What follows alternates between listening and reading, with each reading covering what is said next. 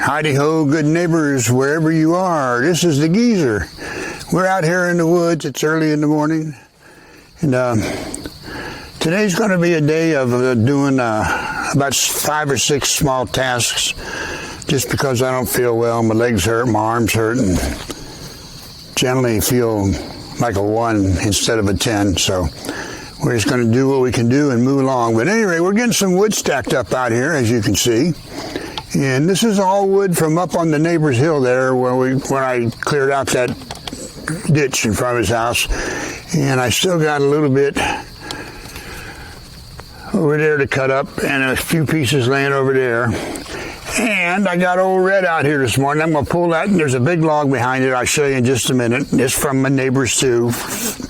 And I'm going to pull it up here close to the pile before I cut it so I don't have to move the pieces so far.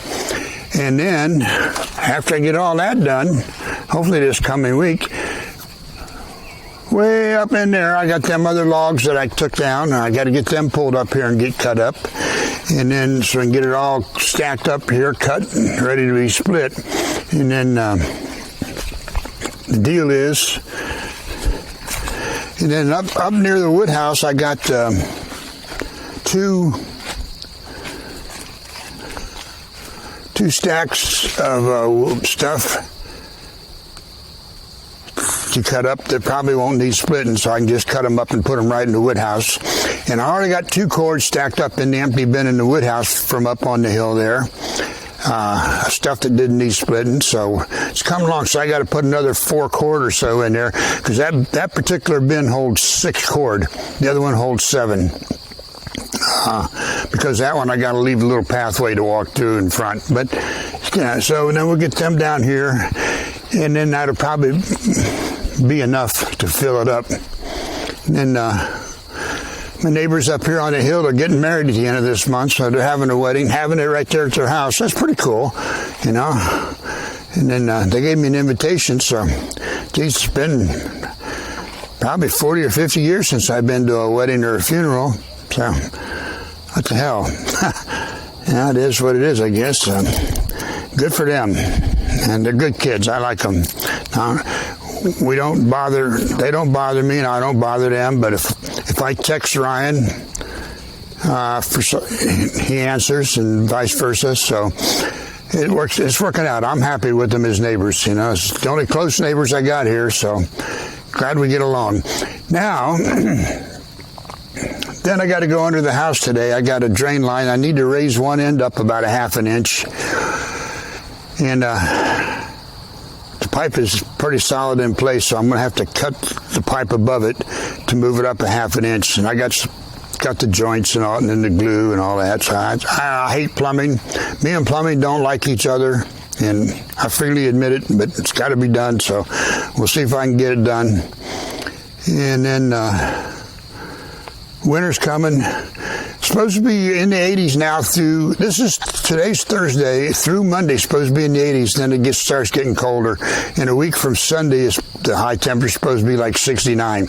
So sometime the next couple of days, I'm going to have to get on the boiler and get it ready and light it. So in another week or so, I'll probably have to light it up. And I got it full of cardboard, and so I'll get that lit up. And I got a pre-Obama boiler, so that's all I do in the summer. When I shut it off in the spring, after it cools down, I take all the ashes out, and then I spend all summer with my empty cardboard boxes and stack them in there. And then sometime in the fall, I light them up, and that burns out everything that's in there, and go up and straighten up the chimney cap, and it's good to go.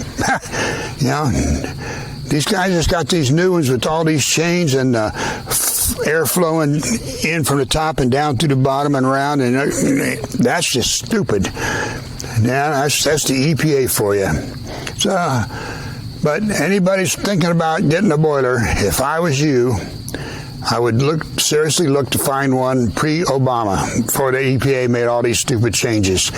Now, I don't know for sure because I don't do Facebook, but I am told by neighbors up the road here ways who's looking for one that there's a guy on Facebook that buys used boilers and refurbishes and then sells them. And I understand he's in Michigan. So if there's one, there's probably more. So you guys might want to look around on Facebook Marketplace or whatever it is there and see. But yeah, find a pre-Obama boiler, or if you're real handy and can do stuff yourself, you can find a used one if you can get a real good bargain on it and refurbish it yourself. There ain't nothing to them. Firebox and a water box.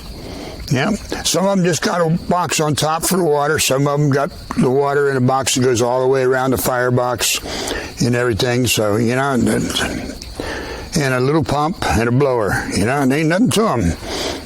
The old ones. The new ones, there's a lot of stupid stuff to them. They're like modern trucks. They got more stuff to go wrong than you need. You know what I mean?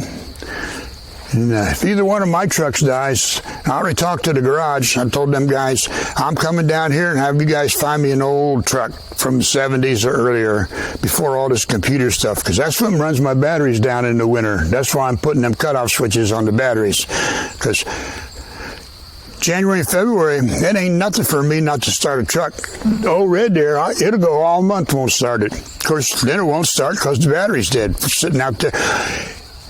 And I'm told, the garage told me this on the Hummer and my Avalanche, there's so many little computer chips, and no computer chip draws a lot, but when you add them all together, it draws enough to run the battery down if you don't go out and start it every couple of weeks and let it run a while. So, especially that Hummer. It's 2006. No, Red's a 2004.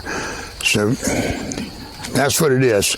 So I'm putting the cutoff switch on, because old Red in January and February, sometimes old Red will go 5-6 weeks and won't go out and start it. I don't need it. I ain't out here working, so I don't need old Red. You know, the only time it gets to run in January and February is if I happen to think of it and bundle up and come out and start it and let it run for a half an hour or so. One time it ran for 4 hours because I forgot about it. Started it up and went back inside, and 4 hours later I said, oh crap, the truck's running. But had a good charge on the battery, so there's that. All right, let's see what we got going on here today. Yeah, 4 hours run time. Some of that's really nice wood, you know. I'm really pleased with that wood. Some of it's pretty big. Some of these here,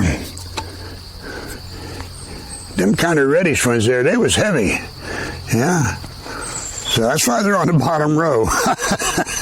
Yeah, buddy. Okay, I got this little pile of stuff here to cut up yet. Ain't too much there. Probably 10 minutes of cutting. Get them marked up and cut. And a few odd pieces over there and a couple more pieces right there. Right there, and then them little pieces there. So that ain't too much. And then there's this big boy. It's a heavy dude. Yeah. I want to get it pulled up by the pile a little bit, so after I cut it up in rounds, won't have so far to move them. There's going to be a pretty good chunk of firewood in here once I get it all cut up and split. So that's a pretty good hunk of wood. It was pretty heavy when I drug it back here. So, and there, yeah, it's a big one. But we'll see how old Red pulled it back here.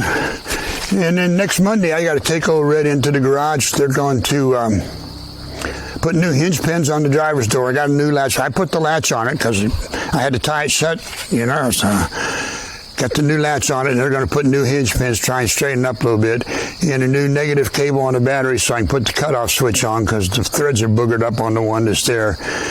And then we'll just see how it goes. All right, let's go. I'm going to see if I can start old Red here, and we'll see if we can get her pulled up there towards the wood pile a little bit. Yeah? See what happens. Oh, and I got to get my neighbor up there. Of course, the wedding's coming up this month, so he probably won't next month or something. But the mounts between the bed and the frame are broken. I got new ones. He's got the stuff. He can weld them on there for me. So he said he'd work on that. But it's close to the wedding now, so I told him to wait.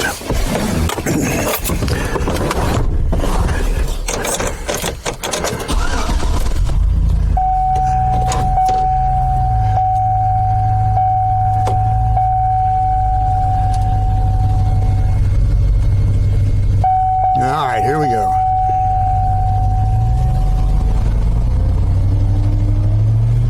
Whoop. Put it in drive, silly boy. Yeah, now the cable's tight. I felt it. Oh yeah, Red can pull this pretty easy. Here we go. Get him up here by the paw.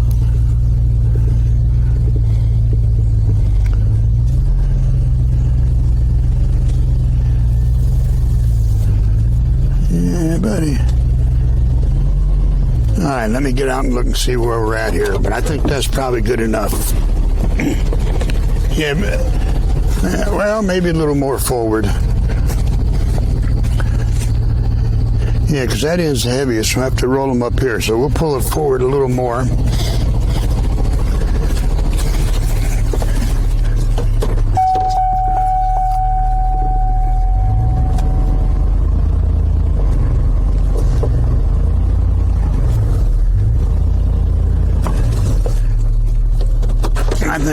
I think that's probably pretty good. Yeah, that's good enough. That's wood's perfect is good enough. Remember that? Remember, wood's perfect is good enough. Or wood's good enough is perfect. Say it however you want. I don't care.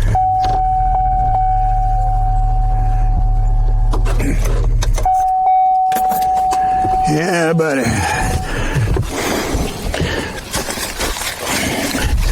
I got to get this done today and get some stuff on film and get it uploaded, because tomorrow at 0600 there's supposed to be a movie and there ain't none. I'm way behind because last couple of weeks in August and almost all of September I was sick more days than I wasn't. So I don't know what the hell was going on, but I'm better now, I think.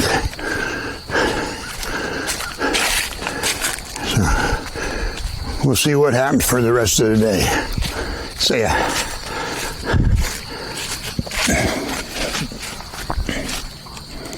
All right, we're up the hill a little bit here.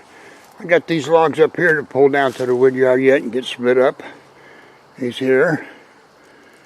Yeah. All right, there's that.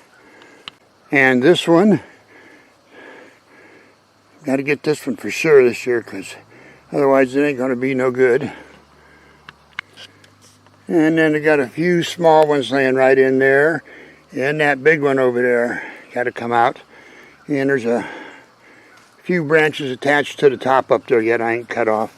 So we got to get them cut off. And then over here we got that big one laying up there to pull down to the wood yard yet. So he's a pretty good sized hunk of wood too. So I just stepped it off. He's 13 steps long, so about 39 feet or so.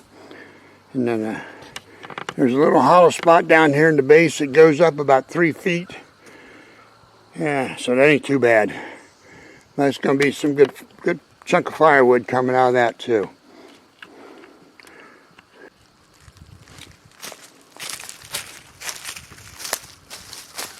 Alright, so I think I get all this pulled up to the wood yard and get it cut up and split up. It'll just fill the bin in the woodshed. If it don't, there's a blow down on this trail and a blow down on the front trail I can get that it for sure will fill them up. So that's where we're at. And maybe if things go right here in about an hour or so, I got a couple of unboxings to do, and I'll bring it to you. I'll attach it to this video and we'll move right along. Alrighty, see ya.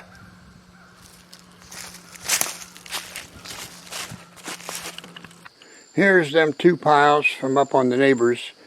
This one here on the right's more than half done. It was a little more than twice the size, so I got it done. This one over here, I ain't hardly touched it yet, so I got to get on it. And then we'll get her done and do what we can. Alright, this is the first bin.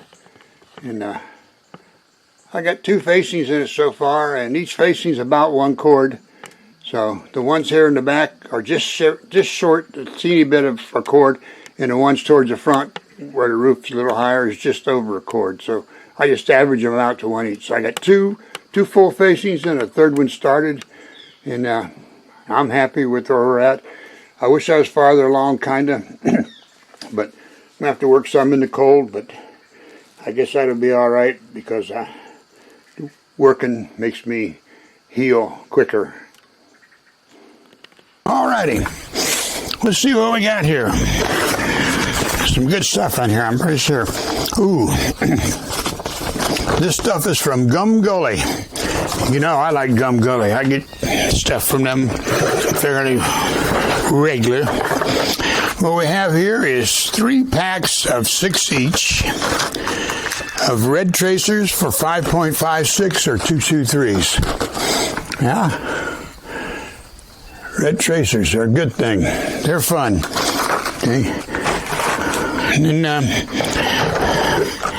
what we got here? Less lethal, but not non-lethal, says. Less lethal, but not non-lethal. Pepper blasters. Shells filled with pepper gas. Yeah, buddy. 12-gauge shells. 2 3/4 inches. Put it in your shotgun. Yeah, buddy. That'll get them going good. Well, we got, oh, hey, this one's 20 gauge because I like 20 gauges. I got a 20 gauge in there. This is the original less lethal round. And for those of you that's more senior, remember the old westerns, a lot of times they were mentioned rock salt rounds filled with rock salt. Yeah, buddy. So not only do you put little holes in them, but then it burns like crazy for a couple of days so that rock salt all gets out of there. Yeah. Huh? Oh, yeah. Remember the old guys? They used to have that in by the door and the window there, the shotgun with the rock salt. Yeah. And this one's 12 gauge rock salt, same thing. You can see the rocks, you can see the salt in there. Yeah. Cool, huh? Yeah, that's fun. They're fun. You know, will I ever use them? I don't know. But I got them if I want to. You know, that's the deal. If you want to, if it's Sunday afternoon and you want to do something like that, use something like that on the range or whatever, if you ain't got them, you can't do it. If you got them, you can if you want to. That's the deal. Now, in my close to 8 decades, I have never, ever bought 2 of the same identical weapons. Till now. And they're not exactly identical, but they're the same. To me, I never saw the logic of somebody buying the same weapon, 3 or 4 of them, you know? Just made no sense. The only time I could see that being a viable option is if you're buying one to gift it to somebody else. But I've after 7.5 decades, 7 3/4 decades, I'd done changed my mind and bought the same thing twice. You know, here it is, Kel-Tec.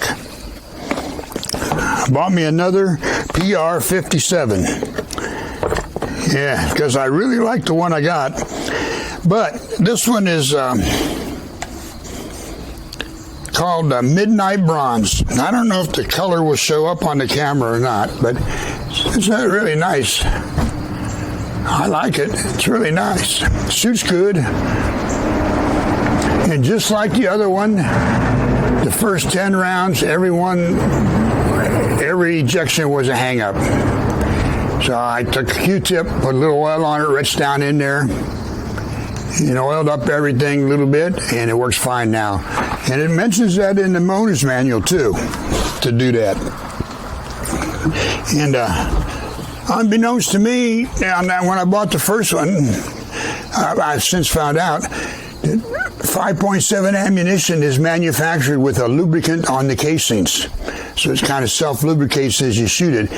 And it says in the owner's manual, the first some rounds will likely jam up until it gets all lubricated. You can either clean it and lubricate it or just keep shooting. So I just put a little oil on the Q-tip and went down in there. If you get one, lock the slide open and push down in there and put a little oil here, there, everywhere. And then after that, it worked fine. So there we go. Now I can shoot it and get the lubricant off the casings and keep it lubricated good. So there you go, 5.7. I like them. Here it is. No magazine. It's built in. Holds 20 plus rounds, 20 plus 1. And let me tell you, I had to get my neighbor to show me how to put that 21st round in there. Because when you get 20 rounds in there, when you open the slide to try and put the first one in, it ejects one. And now you're short one, you got to put it back.